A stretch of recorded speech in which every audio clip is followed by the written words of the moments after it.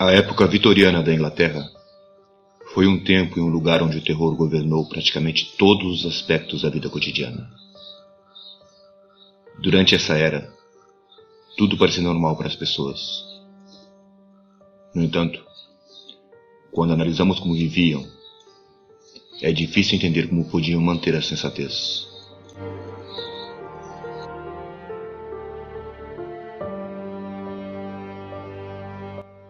Cupinchas, tudo jóia? Eu sou o Rusmé do Curanautas.com.br e hoje eu compartilho uma lista com vocês.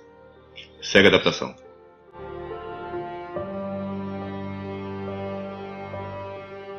A época vitoriana da Inglaterra, durante o reinado da rainha Vitória, foi um período de tempo que durou de 1837 até 1901.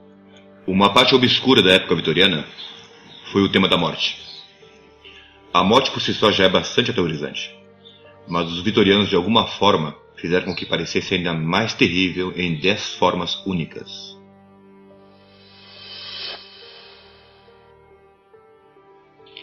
A demanda superou com grande diferença a oferta na hora de encontrar espaço para enterrar os mortos.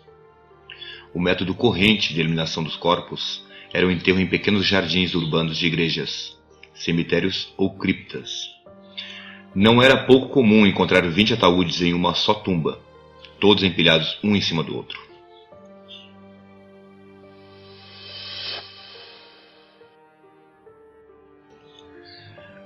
As pessoas tinham medo de que seus entes queridos mortos voltassem como zumbis ou vampiros. Os corpos às vezes eram enterrados de bruços para evitar isso. Se os mortos, caso despertassem e começassem a cavar, só cavariam mais fundo na terra. Se a família tinha um pouco mais de dinheiro, podia mandar construir uma jaula de metal sobre a tumba, que também prevenia que roubassem o cadáver. Essas jaulas que ainda hoje podem ser contempladas em vários museus, como o Museu Aberdeen, na Escócia, em cemitérios de época e igrejas antigas, eram conhecidos como Morte Safe, que apareceram pela primeira vez em 1816. Tratavam-se de barras de ferro dispostas sobre as sepulturas para evitar qualquer contato com a mesma. Geralmente, esses dispositivos eram horizontais e eram colocados de forma paralela à tumba. Mas em outras ocasiões, os morte-safes eram semelhantes a grandes jaulas que rodeavam o nicho e com vários metros de altura. Geralmente, esses artefatos eram retirados em 6 meses após ser enterrado o cadáver, tendo suficiente tempo para que a decomposição fizesse com que o corpo não pudesse mais ser aproveitado para os estudos de dissecação. No entanto, ante esses artifícios que acabavam de surgir, os saqueadores de sepultura seguiam exercendo seu trabalho e inventaram uma nova forma de obter os cadáveres para comercializá-los a estudantes de medicina. Os fascínoras ocultos pela noite cavavam um buraco do lado da sepultura e através dele realizavam um túnel que dava acesso ao ataúde, no qual faziam um buraco por onde removiam o cadáver para arrastá-lo até a superfície. Sacanagem, né?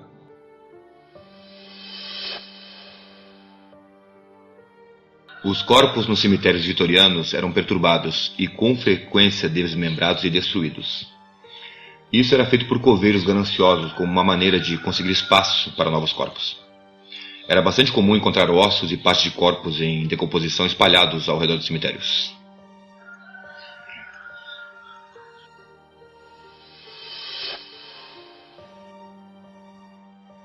Os ataúdes antigos eram destruídos e vendidos como lenha para os camponeses pobres. Este é outro exemplo de coveiros gananciosos que se aproveitavam para fazer dinheiro naquele tempo. Quebrar caixão e vender como lenha.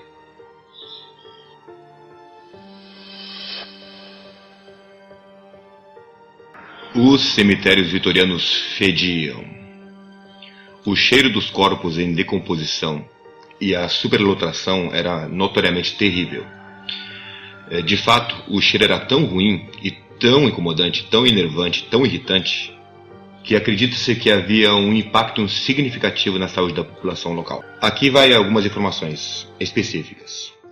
Em 1843, o designer do cemitério escocês John Claudius Loudon explicou que o objetivo de um cemitério era dispor dos mortos de tal maneira que a sua decomposição e a terra onde eram enterrados não se convertessem em algo prejudicial aos vivos.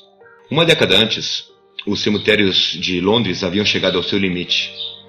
As taxas de mortalidade estavam subindo dentro da cidade devido à superlotação de surtos de cólera, tuberculose, difteria, varíola e tifo. Cemitérios estavam literalmente transbordando de corpos. A incrível quantidade de enterros estava aumentando de forma incompreensível. De acordo com um relatório, em muitos cemitérios ao redor de Londres estavam enterrando até 11 mil pessoas por acre. Para comparar, a maioria dos cemitérios ingleses hoje em dia acomoda de 700 a 1000 enterros por acre, uma pequena fração do que era aceitável no passado.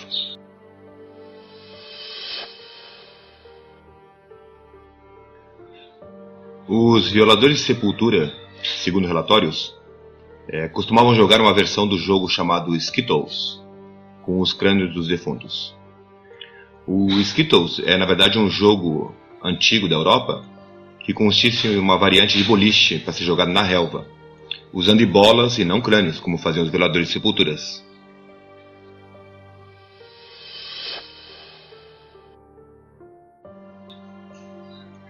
Os vapores cadaverosos eram algo para se ter cuidado. Esses vapores fazem referência aos gases que o corpo emite quando estão em decomposição. Os especialistas eram chamados com frequência para que revisassem ataúdes que estavam armazenados nas criptas de igrejas. Isso para evitar que houvesse uma explosão devido à acumulação dos gases.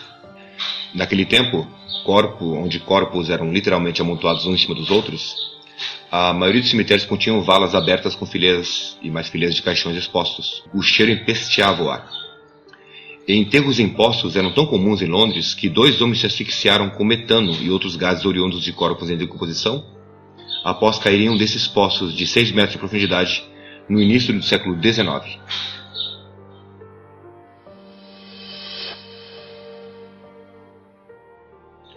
Os fiéis com frequência tiveram que suportar cheiros horríveis durante as missas, devido ao excesso de corpos armazenados nas criptas das igrejas e capelas.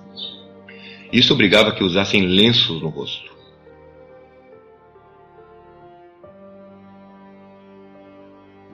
Os cemitérios vitorianos estavam lotados de corpos. Mas quantos corpos?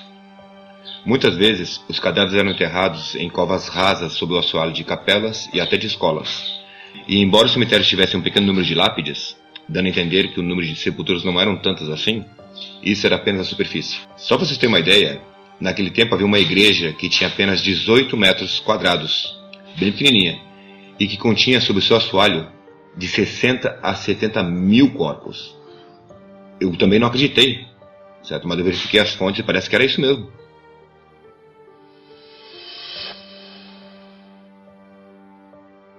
Os funerais eram um assunto de grande importância na época vitoriana. E, inclusive, podiam contratar profissionais, os chamados mourners, ou enlutados, ou ainda carpideiras, uma profissão que no Brasil é exclusivamente feminina. Os mourners vitorianos eram pagos para acompanharem o féretro e assistirem aos funerais. Essas pessoas não tinham permissão para falar. Seu único trabalho era se unir à procissão fúnebre e se mostrar triste. Essa estranha profissão existe há mais de 2000 anos.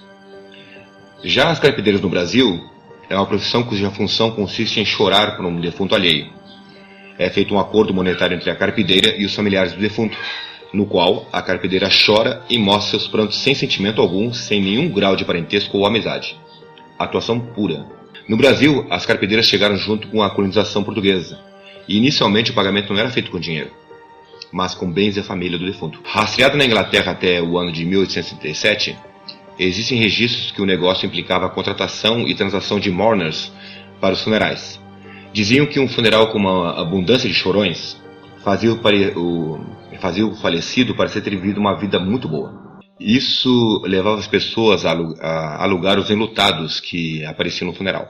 O pagamento era por hora de atuação, e antes do funeral, os atores eram informados sobre o falecido e a vida que tivera, para que pudesse casualmente falar com a multidão sobre como realmente conhecia o defunto. Como disse, essa profissão tem mais de 2000 anos, e na Roma Antiga dava o nome de praéfica, a principal de cada comitiva de carpideiras. porque essa mulher é quem presidia as lamentações e a que dava a seus colegas o tom de tristeza adequada segundo a classe do defunto. Naquele tempo, as choronas iam cobertas com um véu e levavam um recipiente em que recolhiam as lágrimas que derramavam. Esses vasos, chamados de lacrimatórios, eram guardados com muito cuidado dentro da urna onde depositavam as cinzas do defunto. Essa profissão ainda vigora nos países africanos, países do Oriente Médio, China e talvez ainda em atividade em algum lugar do Brasil. Talvez bem no interiorzão. Porque eu tenho a impressão de que eu vi uma que outra carpideira quando eu era criança. Enfim, cupinchas, resumindo essa lista, dá até um certo alívio a gente não ter nascido na época vitoriana. Eu só digo uma coisa. Vai pra luz, pra luz. E é isso, cupinchas. Obrigado por assistirem. Abraços.